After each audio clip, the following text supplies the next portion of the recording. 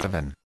The next day, 3 pieces of news arrived at the Tarlenheim country house where we were staying.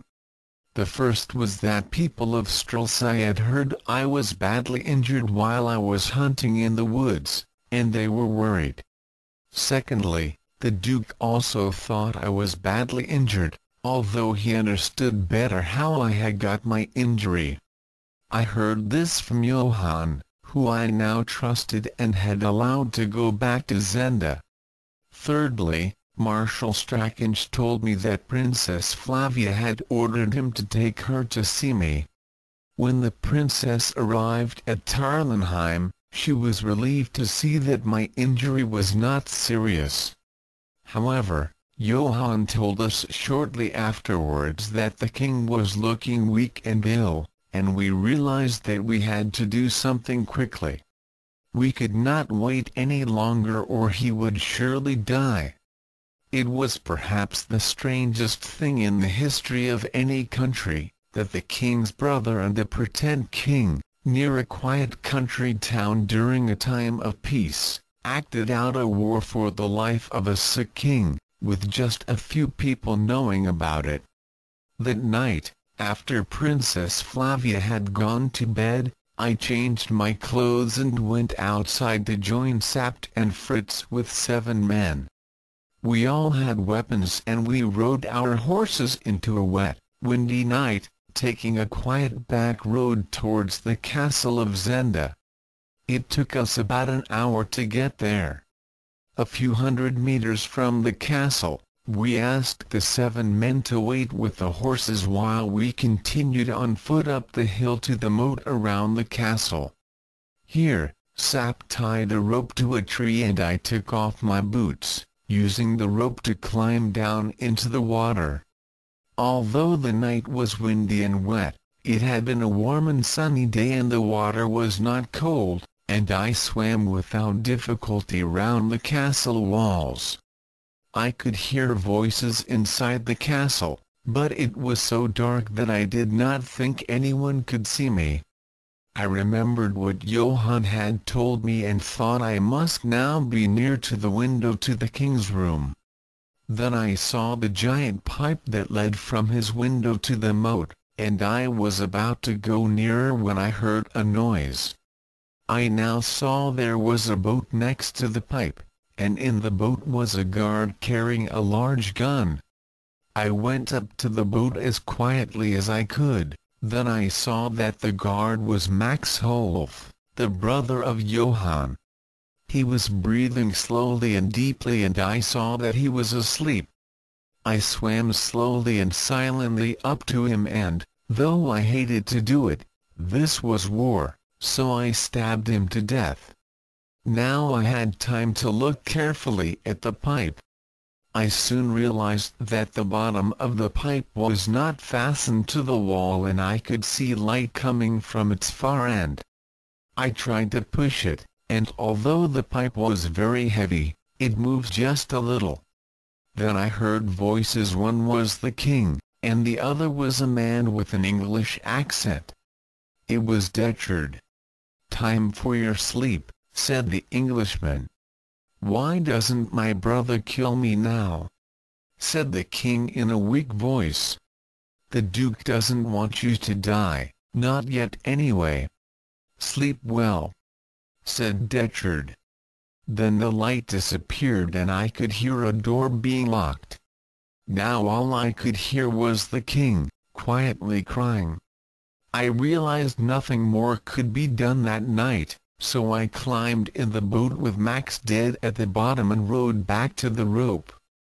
The wind was blowing hard now, so I did not worry that anyone would hear the boat.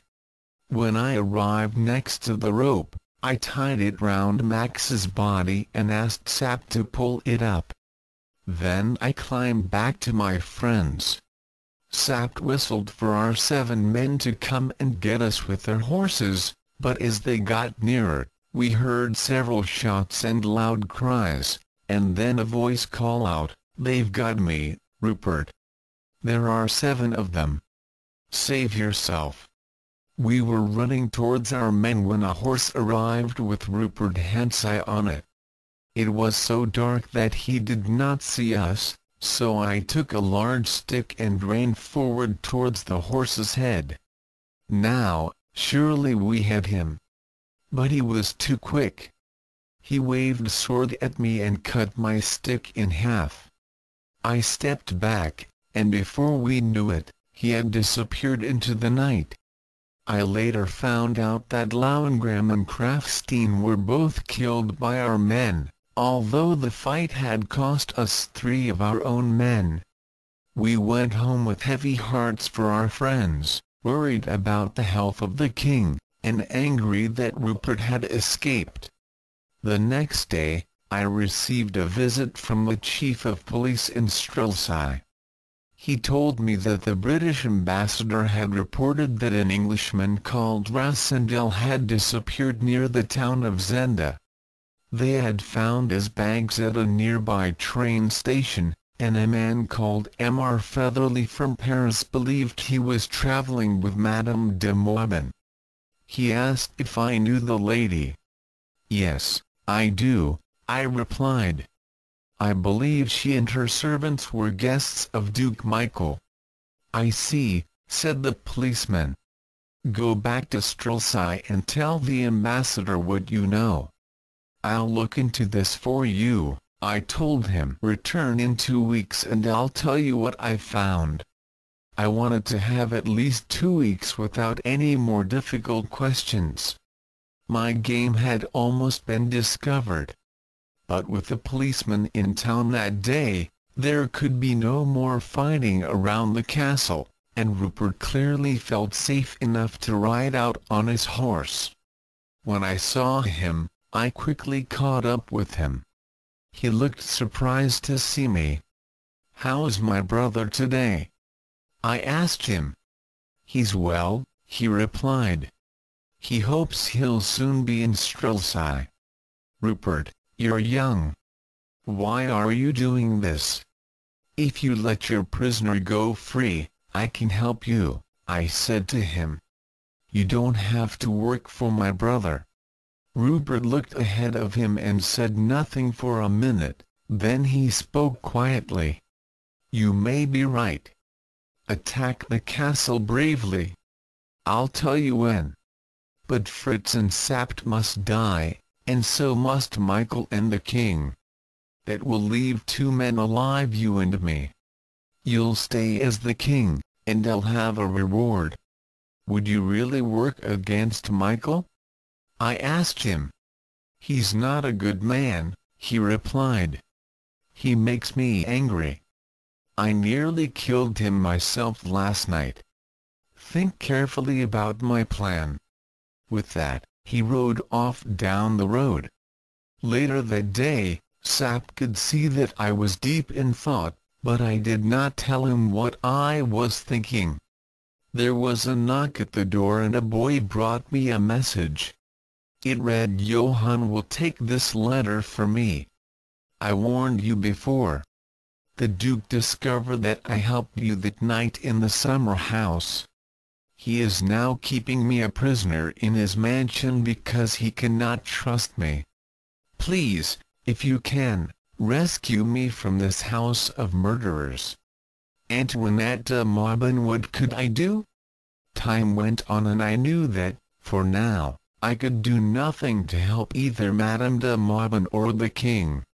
I soon heard that the people in Strelsau did not like the fact that I had been away from them for so long. To keep them happy, my messengers told them that Flavia and I had arranged a date for our wedding, news which was greeted with great joy. Not everyone wanted to know this news, however.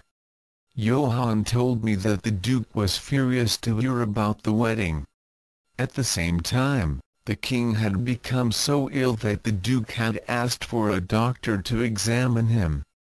The doctor advised him to set the king free at once, but the Duke refused, adding that the doctor would have to stay with him until he was better or died, whichever came first. Johann also told us that Antoinette de Modène was helping to look after the king, who was guarded by 2 of the remaining 6 men at all times. Although Johann did not want to return to the castle, we paid him well to go back and act as our spy. I found out from Johann where all the people stayed at night in the castle and the mansion, and who had the keys to the doors. I'll give you 50,000 pieces of gold if you do what I ask you tomorrow night, I told Johann. I hear there are new servants at the castle. Do these servants know the king's a prisoner there? No, they don't know who the prisoner is, he answered. So if they saw me, they'd think that I was the king? I asked. Yes, they would, sir. Good. Tomorrow night, give this letter to Antoinette de Modène. Then, at 2 o'clock in the morning, open the front door to the mansion. Ask no more questions. Now go. When he was gone, I told Sapt and Fritz about my plan. It was our only chance to save the king. Sapt would take some men to the front door of the mansion. When Johann opened the door, they would quickly enter and tie up the servants if they did not want to help the king. At the same time Madame de Modène would cry out for help from her room. The Duke would surely come to see what was happening, and we could take him. Then there would only be 2 men left guarding the king, so we would need to move quickly before they hurt him. Meanwhile, the house at Tarlenheim was to be filled with lights and music so that people believed we were having a ball. Marshal Strachan would guard the house and the princess, and if, the next day, we had not returned, he would then march to the castle and ask to see the king at once. If the king was not there, he would quickly take Princess Flavia back to the capital where she would become queen. So that night, at midnight, Sapt took his men to the mansion. I rode alone a different way to the castle, with clothes to keep me warm, weapons and a rope. Half an hour later, I was back by the moat. I left my horse and gun in some trees, tied some rope to another tree and climbed down into the water once more. I swam back to the pipe below the window, but now the pipe was fastened to the wall and no light showed. I looked up at the mansion and saw that the lights were on in the windows to the Duke's and Madame de Modène's rooms. Then I heard voices and I saw Rupert walk towards the castle onto the drawbridge with de Gutet. "Let's go across before they lift the drawbridge for the night," Rupert said. They walked across and shortly after, the bridge went up. A few minutes later, Rupert returned alone. He looked around him and then quietly climbed down some hidden steps to the moat and swam across. Then he climbed some steps opposite and disappeared back into the mansion. What was he doing? It seemed that I was not the only one who had a plan for that dark, warm night.